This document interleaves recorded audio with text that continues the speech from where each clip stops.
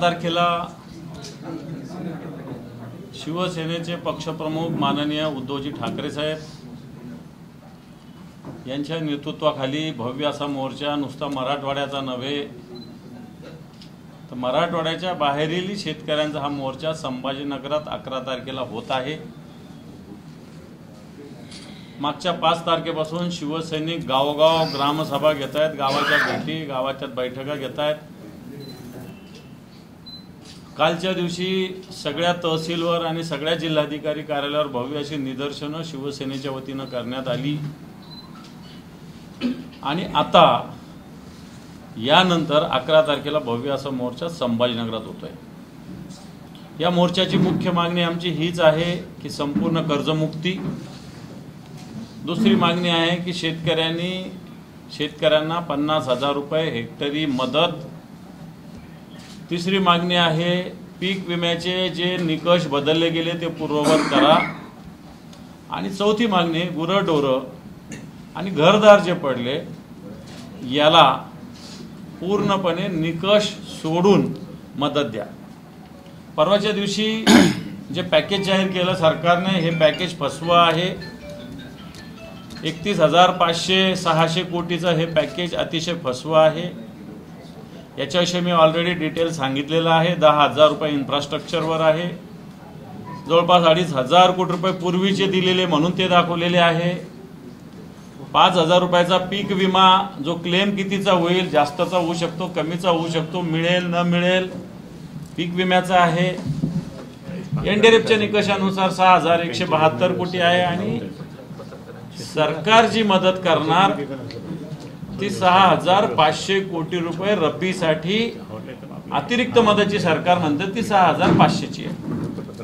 पण 68 लाख हेक्टरच्या वर जमीन खराब झालेली असताना 6,500 कोटी रुपये शेतकऱ्यांना पुरू शकत नाही आणि सरकारने ऑलरेडी जी काही मदत जाहीर केली ही 6,500 कोटी रुपयाच्या वरती नाहीच आहे। त्याच्यातली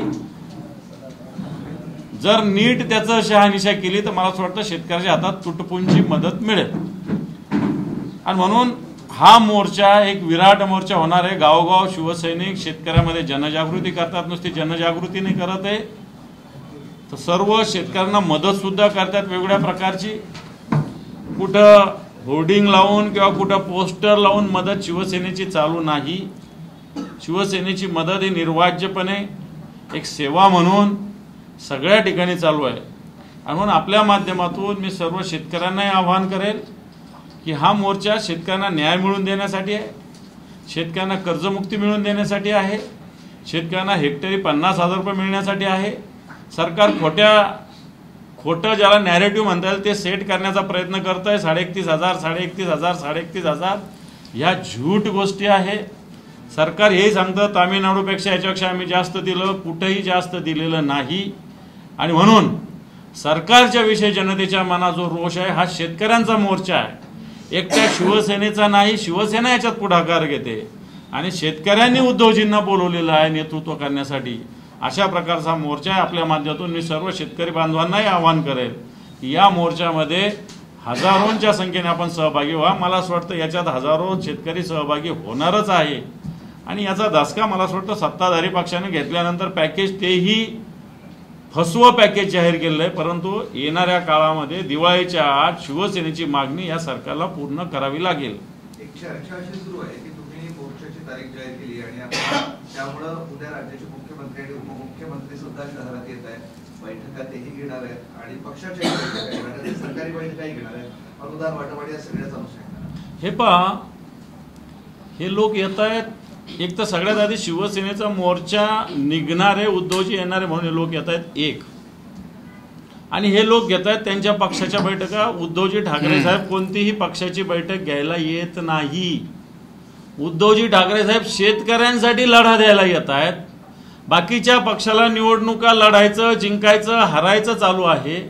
मग ते भारतीय जनता पार्टी असेल आणि जे आमच्यातले गेलेले शिंदे गट असेल, परंतु शिवसेना आणि माननीय उद्धवजी हे शेतकऱ्यांच्या लढ्यासाठी या संभाजीनगरात येतात, कोणत्याही बाकी कामासाठी येत नाही।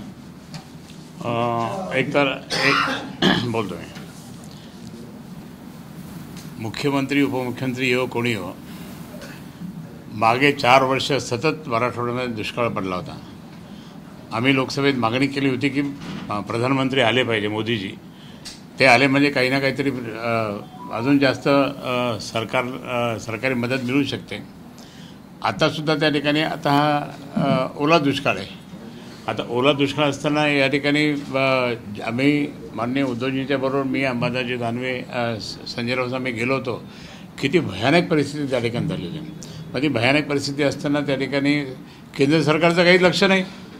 मागे त्या ठिकाणी केंद्र सरकारने अगदी ओरिसाला मदत केली, तामिळनाडूला मदत केली, हिमाचलला मदत केली, आणि आपल्याकडे काहीच मदत नाही.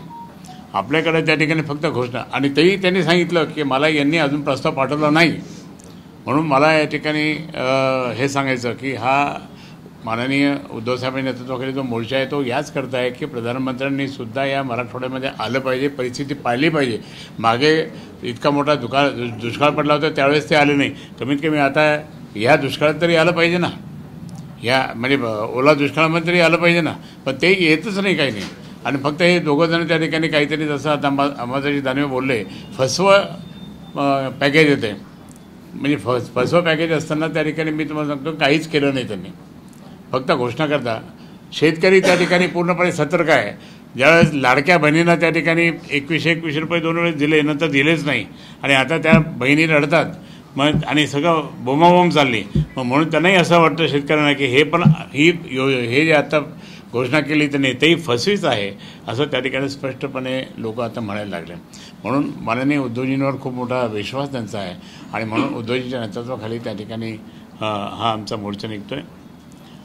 आणि म्हणून या ठिकाणी काही पक्षाच्या बैठक नाही आहे, पण आमचे कार्यालय जे आहेत, शिवाई सेवा ट्रस्ट हे कार्यालय आमचं शिवसेनेचं, याचं उद्घाटन खूप दिवसांत पेंडिंग पडलं होतं. ते उद्घाटन आमचा मोर्चा संपला गुलमंडीवरचा, गुलमंडीवर आले, मोर्चा संपला की साहेब इथे येतील. साधेपणा आम्ही काय बँड बाजा ढोल ताशा काहीच लावत नाही. एकदम साधेपणाने आमचं, आम्ही काहीच लावत नाही. फक्त आमचे झेंडे लावलेले, फक्त बाकी नाही. आणि उद्धवसाहेब येतील, कार्यालयात उद्घाटन करतील, बसतील, काही पदाधिकाऱ्यांवर चर्चा करतील आणि निघून जातील, अशी ही आहे. म्हणून या शिवाई सेवा ट्रस्ट या इमारतीचं उद्घाटन खूप दिवसांनी पेंडिंग होतं, ते आता त्या ठिकाणी क्लिअर होईल. आणि आता सांगा हां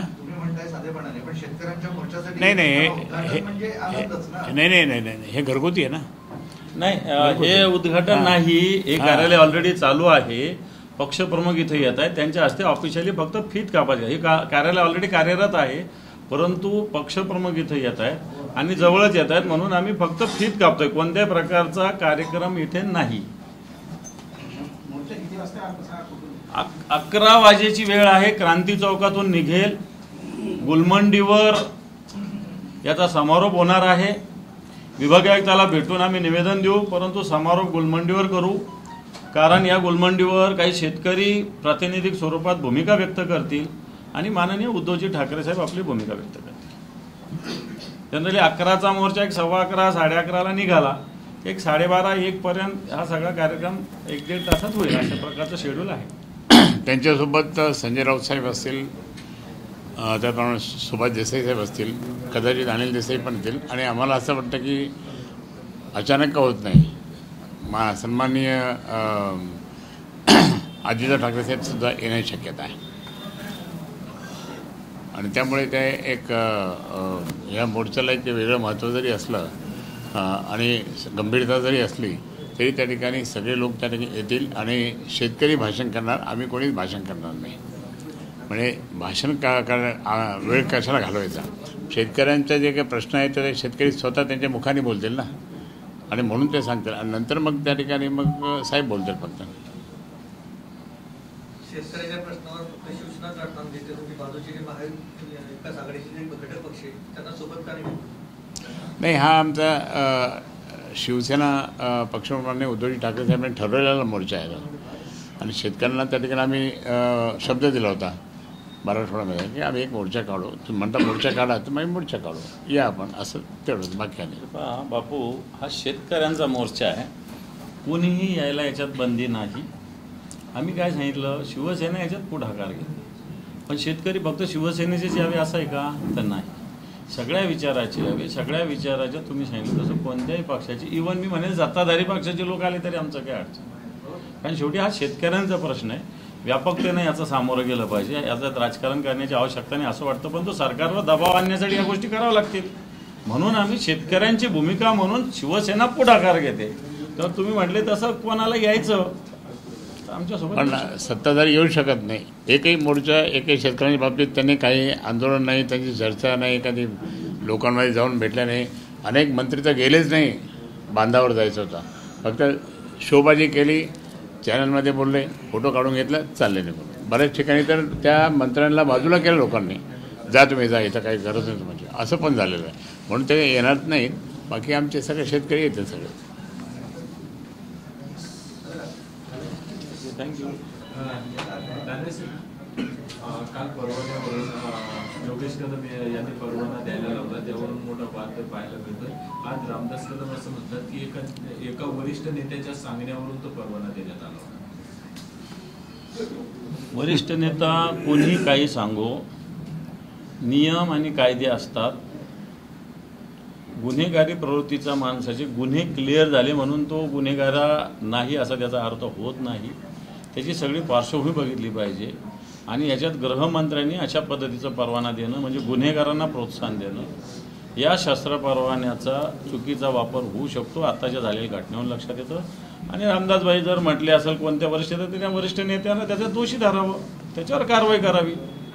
पण तो असे परवाने भले अधिकार आहे गृह राज्यमंत्र्याला म्हणून द्यावेत, कारण पुण्यासारख्या शहराचे कमिशनर हे जबाबदारीने निर्णय घेत असतात. असं कोणत्या कमिशनरविषयी आपण काही बोलू शकत नाही. आपल्या महाराष्ट्रातले कोणते पोलीस कमिशनर मला असं वाटत नाही की फार काही पूर्वग्रह दूषितपणे किंवा जाणीवपूर्वक एखाद्याला देणं किंवा न देणं असं करतील असं वाटत नाही.